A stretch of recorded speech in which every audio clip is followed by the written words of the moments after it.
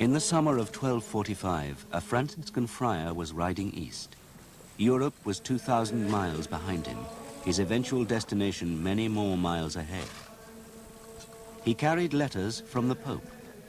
The Holy Father was hoping to dissuade the great Khan, leader of all the Mongols, from any further raids into Europe. And he was even prepared to offer him the gift of baptism into Holy Mother Church.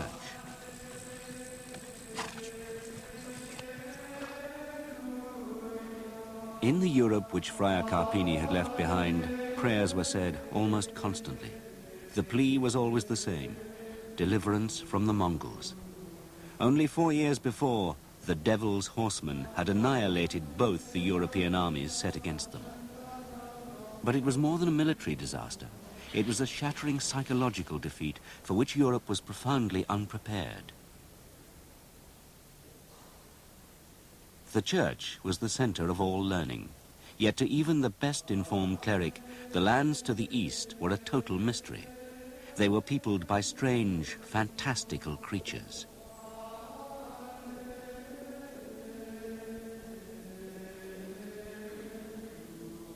Christian Europe was seen as an island of civilization and reason set in a sea of monsters and myths.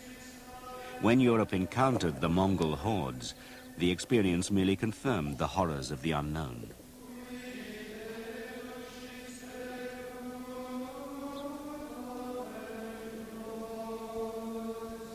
Images of creatures from the East filled medieval manuscripts and were uncritically accepted throughout Europe. There were headless beings with faces in their chests, and horned pygmies, Amazons, gold-digging ants, and even men with their feet pointing backwards. These legends were endorsed by the church, the most important source of knowledge for medieval man. So while the Mongols were building their empire in Asia, all Europe saw was a cloud of myths. The only other part of the world Europeans knew anything about was the place they regarded as the center of the universe. For more than a century, Europe had been obsessed with the Holy Land, the land where Christianity was born. The focus of Christian pilgrimage was Jerusalem. This was the Holy of Holies to both Christians and Muslims, though it had been under Islamic rule for about 500 years. So it became the focal point for 2 centuries of holy war, the Crusades. 150 years before the Mongol invasion of Europe, Pope Urban preached the First Crusade.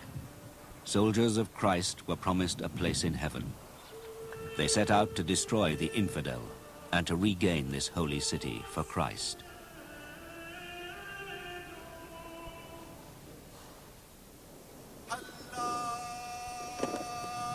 Ranged against them was the sophisticated world of Islam. It was a society no less driven by religious zeal. The Crusaders eventually stormed Jerusalem in 1099. Then, in God's name and in a self-righteous rage, they hunted down and slaughtered almost every non-Christian they could find. They behaved like any other invading army. Across the Holy Land, the Crusaders set up kingdoms and principalities. To defend them, they built formidable fortresses, like this one in northern Syria, Crac des Chevaliers, Castle of the Knights. It has been called the most perfect castle ever built. Muslims called it a bone in the throat of Islam. Crusaders called it the key to our lands.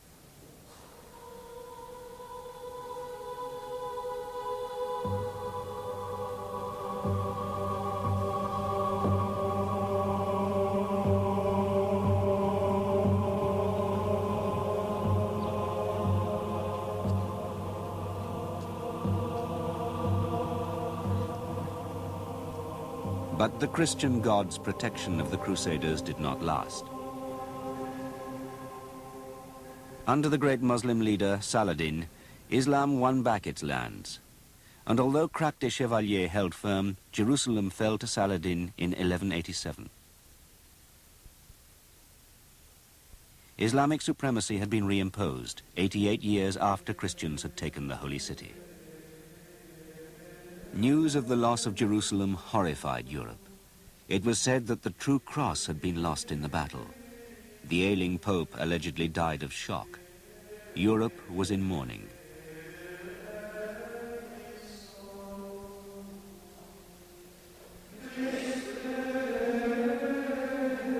In its anguish and its despair, Christendom turned to religious rumor and legend.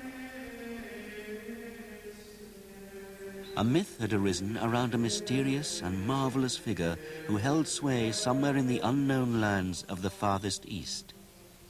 If somehow he could be contacted and his help enlisted, he might be the salvation of Europe and her beleaguered armies in the Holy Land.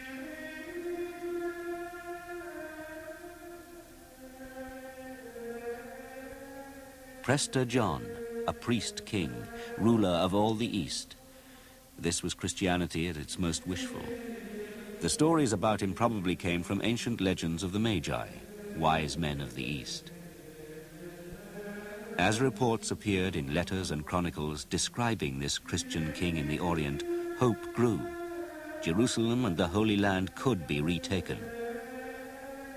Pictures were passed from church to church, each more imaginative than the last. Medieval maps often included an enthroned Prester John. Then the myth was enhanced by rumors of distant events. The great Islamic cities of Samarkand and Bukhara had been reduced to rubble. Muslims were under attack by a mysterious foe who sprang from nowhere and disappeared again after destroying Islamic armies.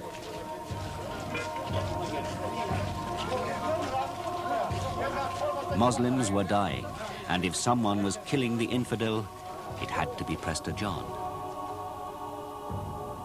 The myth was now unquestioned, and Europe celebrated. Salvation was not far off. God had answered their prayers. But it was no priest king who had conquered the Muslims.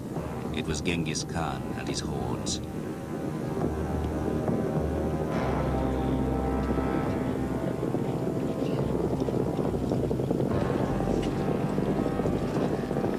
Europe, desperately clinging to its fantasies, was completely unprepared for the shock when, 20 years later, the Mongol armies invaded and sacked Poland and Hungary. God himself seemed to have abandoned Christendom.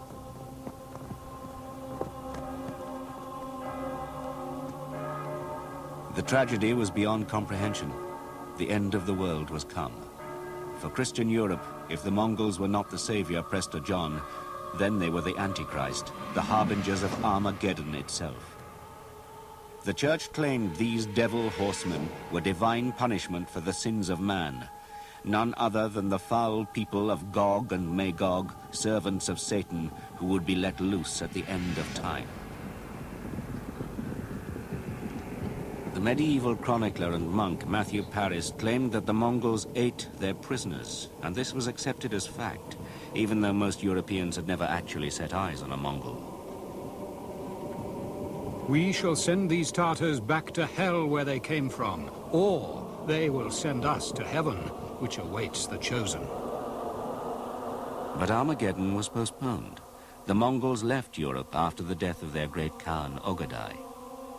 Europe feared that they would return, so here at Lyon Cathedral, the new Pope, Innocent IV, convoked a council to seek a solution to the Mongol threat. The Pope wanted to find out the real intentions of the Mongols and, if possible, to convert them to Christianity. So, from this throne, he sent an envoy across the world to find and talk to the Mongol leaders. He chose a monk from the newly formed Franciscan order.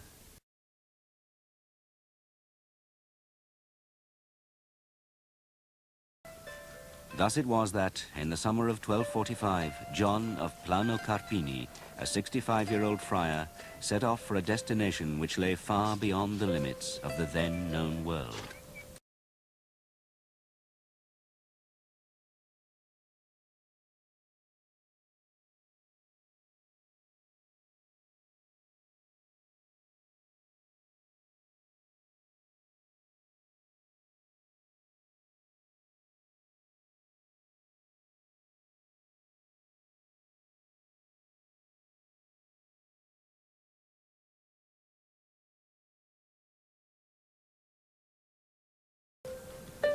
Carpini carried letters from the Pope addressed to the Emperor of the Tartars, asking him not to attack Europe again and offering the gift of baptism into the true faith.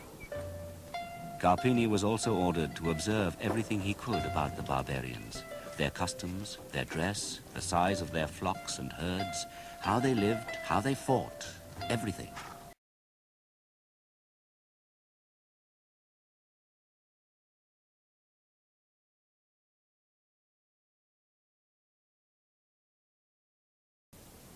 The monk and his few companions rode for month after month for thousands of miles.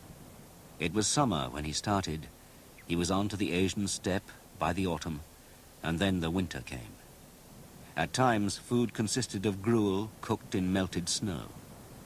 For an elderly cleric, the journey was an astonishing feat of physical endurance.